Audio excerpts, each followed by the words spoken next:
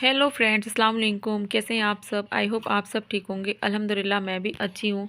तो ये सुबह का करीब 4:30 का है और यहाँ पे मैं शहरी के लिए उठ गई थी। तो मेरी बहन उस टाइम जाग रही थी, उसकी बेबी उसे परेशान कर रही थी, तो वैसे ऐसे किनारे लिटा के थोड़ा देर वो टहलाती रहती है, तो उस टाइम ऐसे लिटा दी थी। फिर उसके बाद मैं शहरी मुकम्मल तरीके से कर ली थी। उसके बाद मैं यहाँ पर आ चुकी हूँ। कुछ देर मैं पारा पढ़ूँगी और उसके बाद नमाज का टाइम हो जाएगा, तो मैं इसी टाइम में नमाज अदा भी कर लेती हूँ, क्योंकि सुबह सुबह से पढ़ लो ना तो बहुत अच्छा लगता है, सुकून भी मिलता है। तो बस अच्छे अच्छे रोज़े चल रहे हैं, अल्लाह का शुक्र है। उसके बाद यहाँ पे आ चुकी हूँ मैं सब कुछ करके। अब यहाँ पे थोड़ा देर आराम करूँगी, सोऊंगी, क्योंकि इस टाइम ना रात को भी नींद पूरी नहीं होती। आप देख सकते हैं करीब 5:45 का टाइम हो रहा है।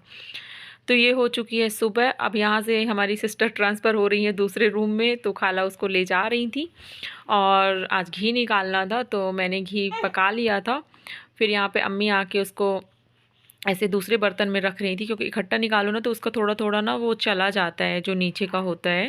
फ्रेंड्स, बज रहे हैं अभी 3 और मैं आ गई हूँ किचन में और लाइट भी नहीं है और बहुत ज़्यादा लेट हो जाएगा अगर हम लाइट का इंतज़ार करेंगे। तो जो काम है वो मैं स्टार्ट करती हूँ, तो बने रहिएगा ब्लॉग में आगे तक। और तो आज क्या बनाते हैं वो भी देखिएगा, ठीक है।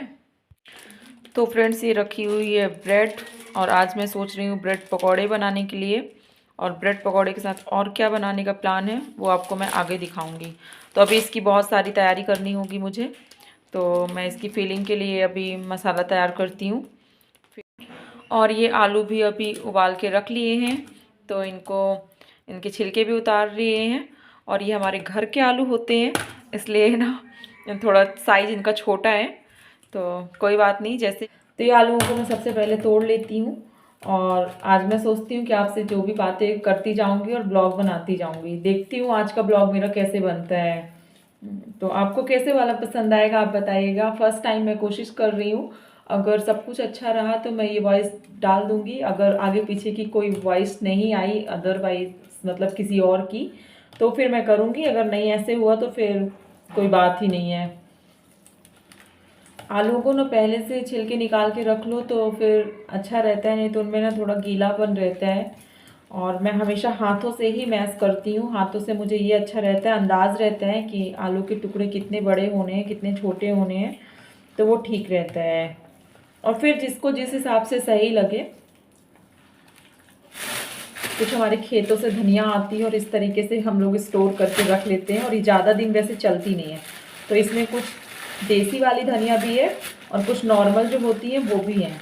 तो खाला अभी कटिंग कर रही है धनिया की, तो मैं खाला को जाके दे रही हूँ, क्योंकि बहुत ज़्यादा लगनी है। और मुझे अभी ग्रीन चटनी भी बनानी है, तो मैं उसके लिए भी अभी निकालूंगी। तो फिर मैं आ गई हूँ दे के खाला को। और फ्रेंड्स, भूल गई हूँ, अभी तो मेरे बर्तन भी हैंग नहीं हुए हैं, बर्तन भी नहीं आए हैं लंच टाइम के। देसी धनिया की बिल्कुल भी नहीं बनाऊंगी, क्योंकि देसी धनिया में ना खुशबू बहुत अच्छी होती है और वो ना टमाटर वाली चटनी में बहुत अच्छी लगती है। तो इसी हिसाब से मैं काम करूँगी।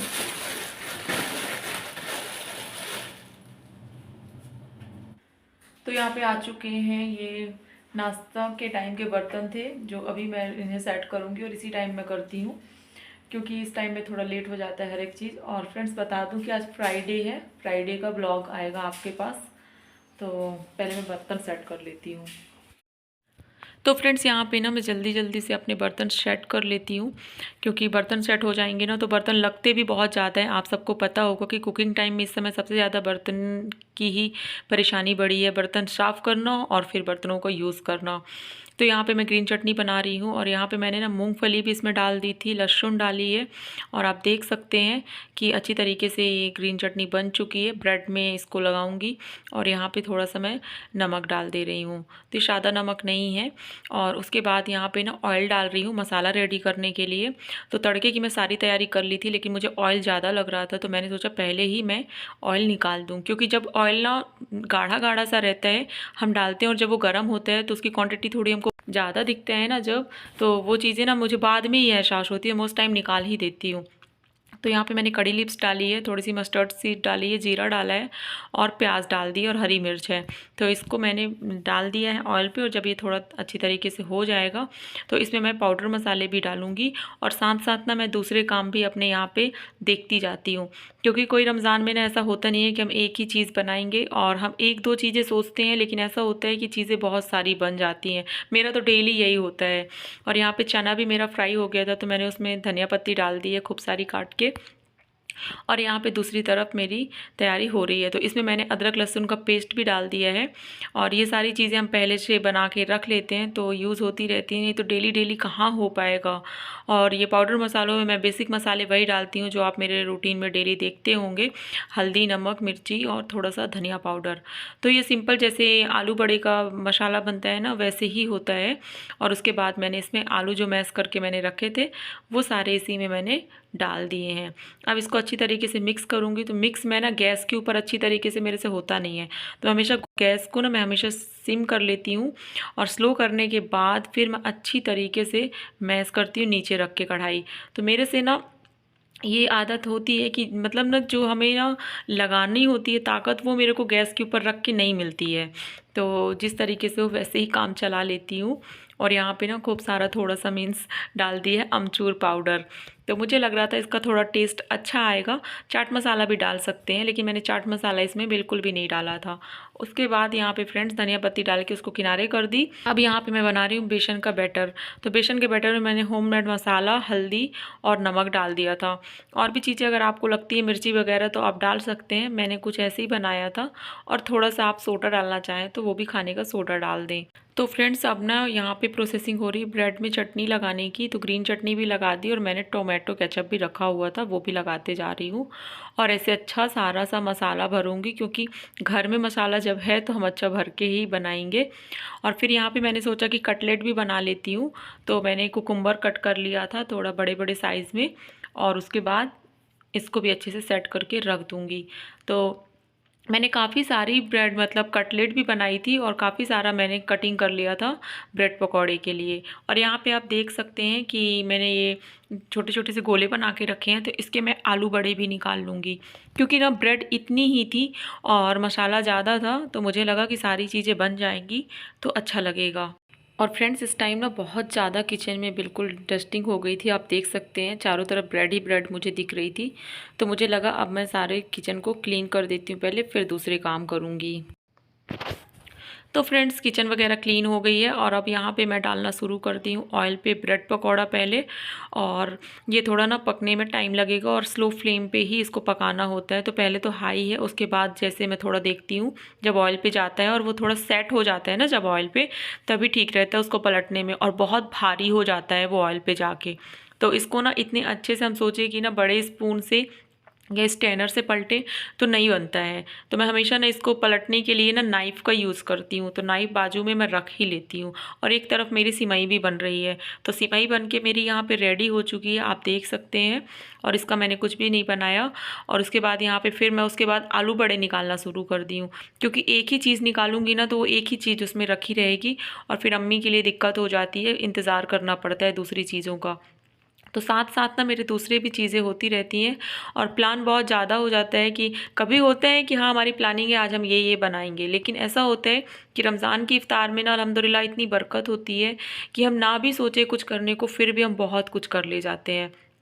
तो आप देखिएगा अभी मेरी ना बहुत सारी इफ्तार बन जाएगी और अल्हम्दुलिल्लाह से सब चीज़ें बहुत अच्छे से हो जाती है। मुझे भी अच्छा लगता है, मुझे यकीन भी नहीं होता कि हाँ मैं इतना कुछ कर लेती हूँ। सच में माशाअल्लाह से मुझे यकीन नहीं होता कि मैं इतनी चीज़ें कर लेती हूँ और इतनी तैयारी टाइम से हो जाती हैं। तो ये ना अल्लाह की तरफ से होता है कि अल्लाह पाक ने किसको कितनी हिम्मत दी है, कि कौन इंसान कितनी हिम्मत रखता है रोज़े रख के सारे काम करना, कुकिंग करना। और पूरे टाइम खड़े होके बहुत टाइम लगता है। मैं आपको बताई थी कि कितने टाइम मैं किचन में आ जाती हूँ।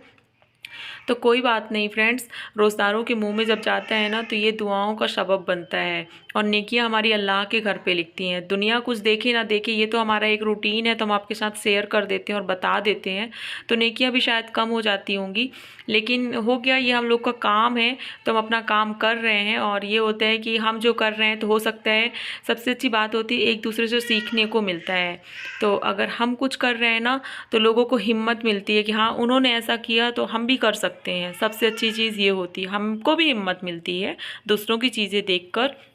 और यहाँ पे एक तरफ मैं कटलेट भी फ्राई कर रही हूँ। आप देख रहे हो बहुत करारे करारे से बन रहे थे, तो मेरा माइंड ना दोनों तरफ था और डर लग रही थी कि कहीं ऐसा ना हो कि फिर जल जाए कुछ। लेकिन ऐसी मिस्टेक हो ही जाती है, जब दोनों तरफ दिमाग जाता है ना तो मिस्टेक हो जाती है। तो फ्रेंड्स, आपके रमज़ान कैसे गुजर रहे हैं, आपके घर में कैसे क्या चल रहा है, आप लोग मुझे ज़रूर कमेंट करके बताया करिए। और बेबी बहुत ज़्यादा अभी रो रही है, आपको आवाज़ आ रही होगी, लेकिन मैं कंटिन्यू अपनी वॉइस ओवर कर ही रही हूँ क्योंकि ना फिर बहुत रात हो जाएगी। तो रमज़ान शरीफ में ना बहुत अच्छा लगता है। सिर्फ़ ये होता है कि अल्लाह पाक ना रमज़ान के सदक़े से बोलूँगी सबकी परेशानियाँ दूर करे, हमारी भी परेशानियाँ दूर करे। और आप लोग ना एक समझदार इंसान हैं, सब मुझे जो देखते हैं बहुत अच्छे लोग मुझसे जुड़े हैं, तो मुझे बहुत अच्छा लगता है। लेकिन आप एक दूसरे के साथ ना कभी भी बुरा मत करें, बुरा का सिला ना बुरा होता है, प्लीज़ मेरी बात को बुरा मत मानिएगा। लेकिन हाँ, ये बोलूँगी कि बुरा का सिला बुरा होता है और बुरा करने से पहले एक बार ज़रूर सोचना। तो मेरा बोलने का मतलब किसको था, मकसद, वो तो मैं जिसको बोलती ही हूँ। और यहाँ पे ना एक मेरा कटलेट जल गया था क्योंकि मैं ना बेसन थोड़ा मुझे कम लग रहा था, तो मैं लेने चली गई थी और उसी बीच ना कम गया था। तो यहाँ अम्मी अपनी इफ्तार की तैयारी भी करने लगी हैं और मैं फिर सोची कि थोड़ा सा ना आलू पकौड़ी डाल देती हूँ। तो यहाँ पे मैं आलू इसी वक्त कटिंग कर रही हूँ और टाइम नहीं रह जाता है। और प्याज भी मैं कटिंग करके रख लूँगी क्योंकि मुझे ना बेसन प्याज के ना प्याज की मात्रा ज़्यादा हो, तो मुझे बेसन में पकौड़े बहुत ज़्यादा अच्छे लगते हैं। और फ्रेंड्स, यहाँ तक आ गए हैं तो प्लीज़ वीडियो को लाइक कीजिएगा, कमेंट करके अपना फीडबैक ज़रूर दीजिएगा और मुझे सपोर्ट कीजिएगा। मुझे आप लोगों की सपोर्ट की ना बहुत ज़्यादा ज़रूरत है, इसलिए मैं बोलती हूँ।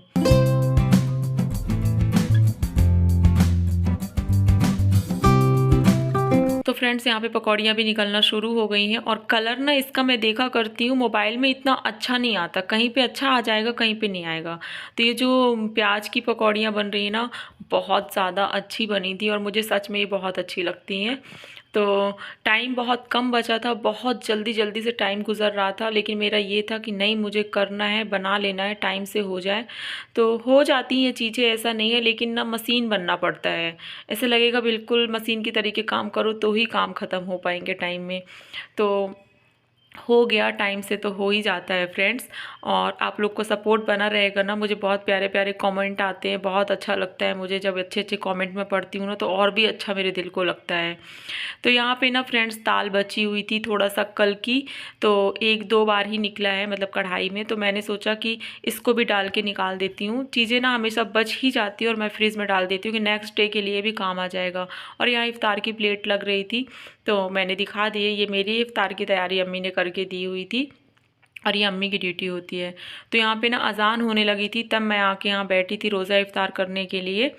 और इस वक्त ना दुआ करना बहुत ज़्यादा ज़रूरी होता है क्योंकि हमारी दिन भर की मेहनत होती है और अल्लाह का साफ कहना है कि अपनी मज़दूरी लेके जाओ।